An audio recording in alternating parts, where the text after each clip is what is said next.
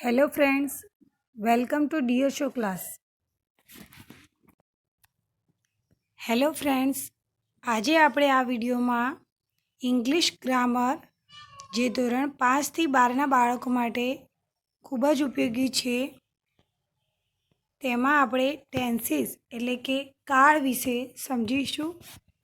અગાઉ વિડીયોમાં આપણે પ્રેઝન્ટ ટેન્સ વિશે શીખી ગયા છીએ.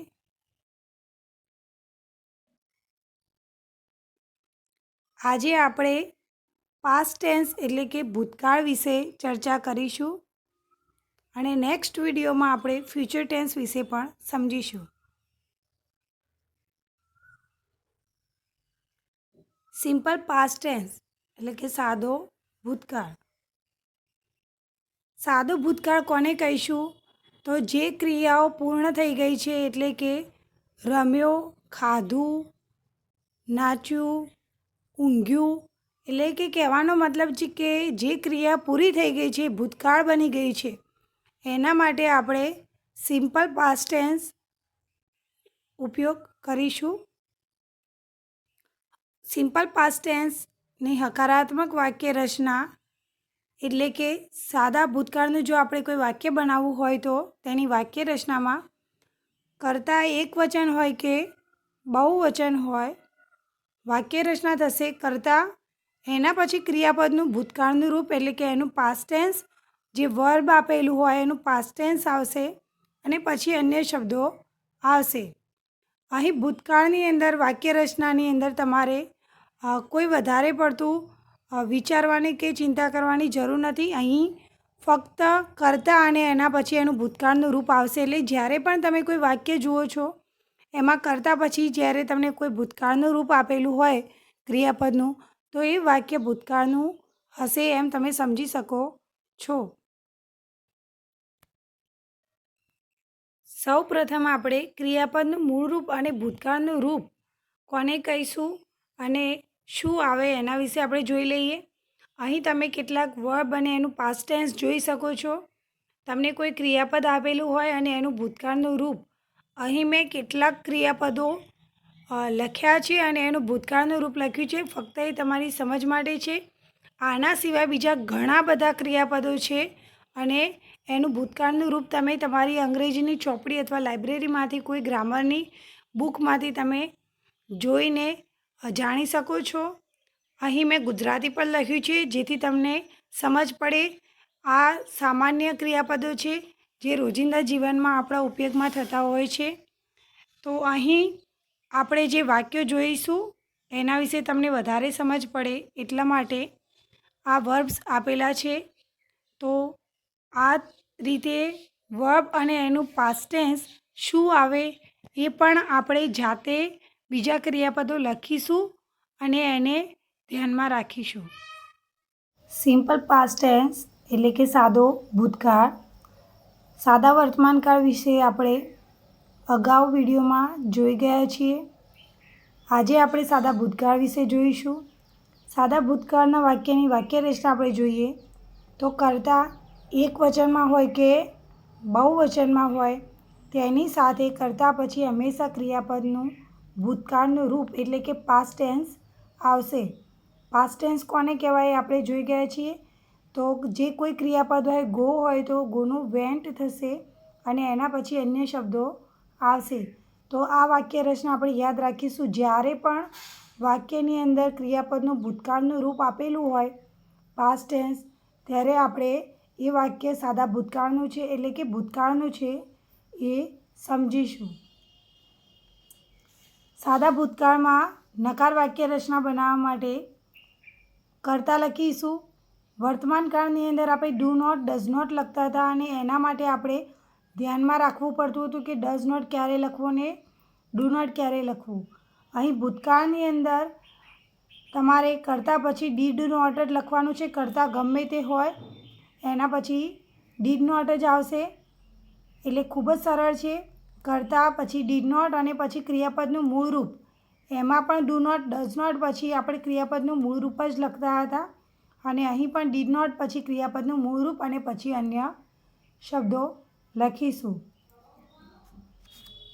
એ જ રીતે આપણે પ્રશ્નાર્થ વાક્ય રચના બનાવવી હોય તો આપણે જેમ ડુ ડઝ પહેલાં લખતા હતા એ રીતે અહીંયા ડીડને આગળ લાવીશું. ડીડથી પ્રશ્ન પૂછવાનો છે કારણ કે આપણું વાક્ય ભૂતકાળનું છે. તો અહીં ડીડ પછી કરતા આવશે અને એના પછી ક્રિયાપદનું મૂળ રૂપ પછી અન્ય શબ્દો. તો અહીં જે ડીડ હોય એ આપણે આગળ લાવી દઈશું, એના પછી કરતા આવશે, પછી ક્રિયાપદનું મૂળ રૂપ અને પછી અન્ય શબ્દો. સાદા વર્તમાન કાળ સાથે સરખામણી કરતા જઈશું અને શીખીશું જેથી આપણને સરળતા રહે અને કોઈ ગૂંચવણ પેદા ન થાય. અહીં ડુ નોટ ડઝ નોટની જગ્યાએ ડીડ નોટ વાપરવાનું છે અને ડીડ લખવાનું છે. બાકી બધું જે વાક્ય રચના છે એની એ જ છે, એ ખાસ ધ્યાન રાખીશું. ઉદાહરણ દ્વારા સમજીશું. પહેલું વાક્ય છે માય ટીચર હેલ્પડ મી. મારા શિક્ષકે મને મદદ કરી.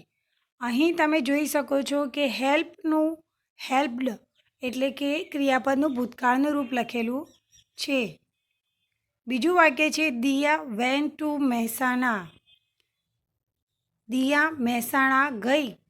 એની મહેસાણા જવાની જે ક્રિયા હતી એ પૂર્ણ થઈ ગઈ છે. જવાની છે, જતી હતી એવું નથી. અહીં મહેસાણા ગઈ. અને અહીં વેન્ટ એ જવાની ક્રિયા એટલે કે જવું એને અંગ્રેજીમાં ગો કહીશું અને એનું ભૂતકાળનું રૂપ થશે વેન્ટ. એટલા માટે અહીં દિયા પછી વેન્ટ લખેલું છે. Sachin played cricket. Sachin cricket રમ્યો. એની રમવાની ક્રિયા પૂર્ણ થઈ ગઈ છે. ચોથું વાક્ય છે પીપલ બોટ ફ્લાવર્સ યેસ્ટરડે. લોકોએ ગઈકાલે ફૂલો ખરીદ્યા. ખરીદવાની ક્રિયા અહીં પૂર્ણ થયેલી છે. અહીં તમે વાક્યની અંદર યસ્ટરડે એટલે કે ગઈકાલે, તો આવા શબ્દો પરથી તમે વાક્ય ભૂતકાળનું છે એ પણ નક્કી કરી શકો છો કારણ કે ગઈકાલ એટલે કે ક્રિયા પૂર્ણ થઈ ગઈ છે. પાંચમું વાક્ય છે I came to your house last week. હું ગયા અઠવાડિયે તમારા ઘરે આવી હતી. લાસ્ટ વીક એટલે કે ગયા અઠવાડિયે. અહીં પણ તમે આ શબ્દ પરથી ક્રિયા પૂર્ણ થયેલી છે એટલે કે ભૂતકાળનું વાક્ય છે એ નક્કી કરી શકો છો.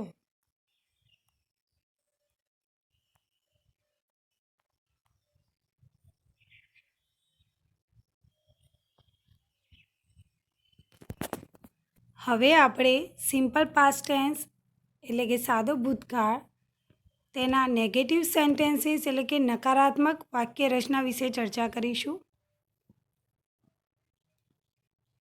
તમને ભૂતકાળનું કોઈ વાક્ય આપેલું હોય અને એનું તમારે નકાર વાક્ય બનાવવાનું હોય, નેગેટિવ સેન્ટેન્સ, તો એના માટેની વાક્ય રચના અહીં તમે જોઈ શકો છો.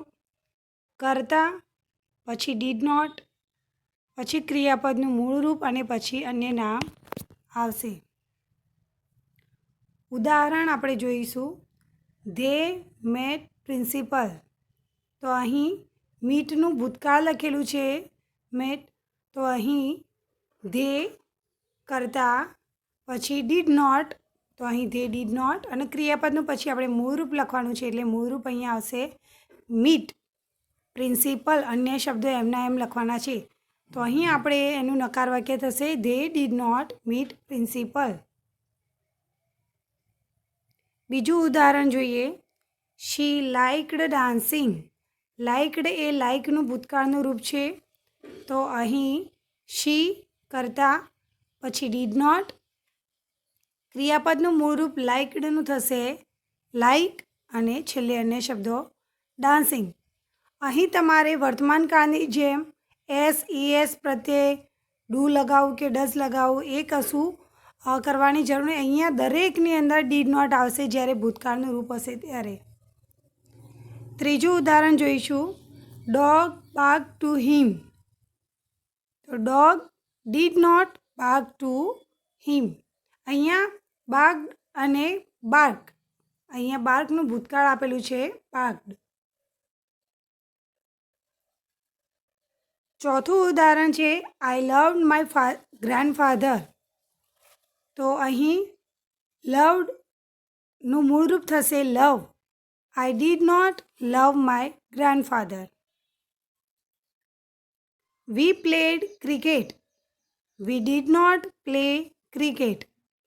અહીં તમારે ક્રિયાપદનું ફક્ત જે ભૂતકાળનું રૂપ હોય એને ડીડ નોટ લખી અને પછી એનું મૂળ રૂપ લખવાનું છે.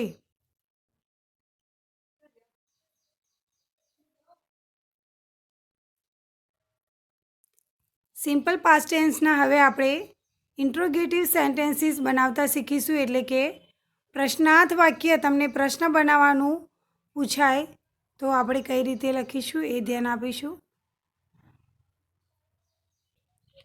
વાક્ય રચના છે ડીડ, પછી કર્તા, પછી ક્રિયાપદનું મૂળરૂપ અને પછી અન્ય શબ્દો આવશે. વર્તમાન કાળની અંદર આપણે જ્યારે પ્રશ્ન બનાવતા હતા ત્યારે આગળ ડુ, ડઝ મૂકતા હતા. અહીં ડીડ મૂકીશું. પહેલું ઉદાહરણ છે સાહિલ કમ્પ્લીટેડ હોમવર્ક. અહીં HW લખ્યું છે એટલે હોમવર્કનું શોર્ટ ફોર્મ છે. તો એનું પ્રશ્નાર્થ વાક્ય બનશે. અહીં આપણે સૌપ્રથમ ડીડ મૂકીશું, પછી કરતા આપણો સાહિલ છે એટલે સાહિલ મૂકીશું. કમ્પ્લીટેડનું મૂળ રૂપ કમ્પ્લીટ અને પછી અન્ય શબ્દો એટલે કે homework. Did Sahil complete homework. તો આ રીતે આપણે પ્રશ્નાર્થ વાક્ય બનાવતા શીખવાનું છે. બીજું ઉદાહરણ છે કાજલ રીડ ન્યૂઝપેપર. તો સૌપ્રથમ લખીશું ડીડ, પછી કરતા કાજલ, ક્રિયાપદનું મૂળ રૂપ રીડ. અહીં રીડનું ભૂતકાળનું રૂપ અને મૂળ રૂપ બંને સરખું જ છે. આવા ઘણા ક્રિયાપદો છે જેનું પાસ્ટ ટેન્સ અને એનું મૂળ રૂપ બંને સરખા હોય છે. તો આવા ક્રિયાપદોને પણ આપણે ધ્યાનમાં રાખીશું. અને પછી અન્ય શબ્દો એટલે newspaper. Did Kajal read newspaper. People went to temple. તો did people go to temple. વેન્ટનું મૂળ રૂપ થશે go. Children watched cartoon on Sunday. Did children watch cartoon on Sunday. I got first class. આઈનું જ્યારે આપણે પ્રશ્ન વાક્ય બનાવીશું ત્યારે યુ થશે. તો ડીડ અને પછી આપણો કરતા થશે યુ. મેં પહેલો ક્રમાંક મેળવ્યો. શું તમે પહેલો ક્રમાંક મેળવ્યો? એટલે પ્રશ્ન આપણે એ રીતે પૂછીશું, did you get first class? તો આ રીતે આપણે સિમ્પલ પાસ્ટ ટેન્સના પ્રશ્નાર્થ વાક્ય બનાવીશું. ક્રિયાપદનું મૂળ રૂપ અને તેનું ભૂતકાળનું રૂપ આપણે ધ્યાનમાં રાખીશું. Homework.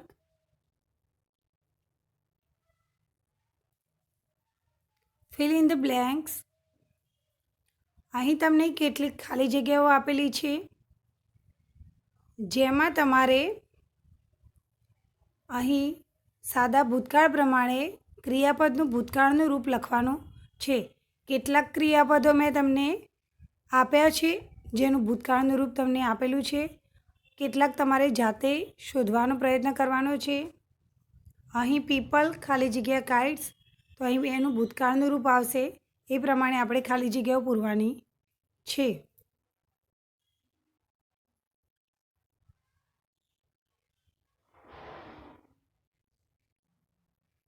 Convert the sentences into negative and interrogative sentence. આપેલ વાક્યોને નકાર વાક્ય અને પ્રશ્નાર્થ વાક્યોમાં ફેરવો. તમારે આ બધા વાક્યોનું નકાર વાક્ય નેગેટિવ સેન્ટેન્સ અને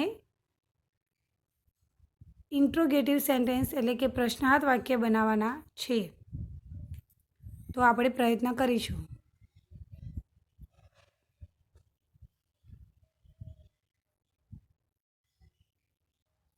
નેક્સ્ટ વિડીયોમાં આપણે સિમ્પલ ફ્યુચર ટેન્સ વિશે ચર્ચા કરીશું. Thank you.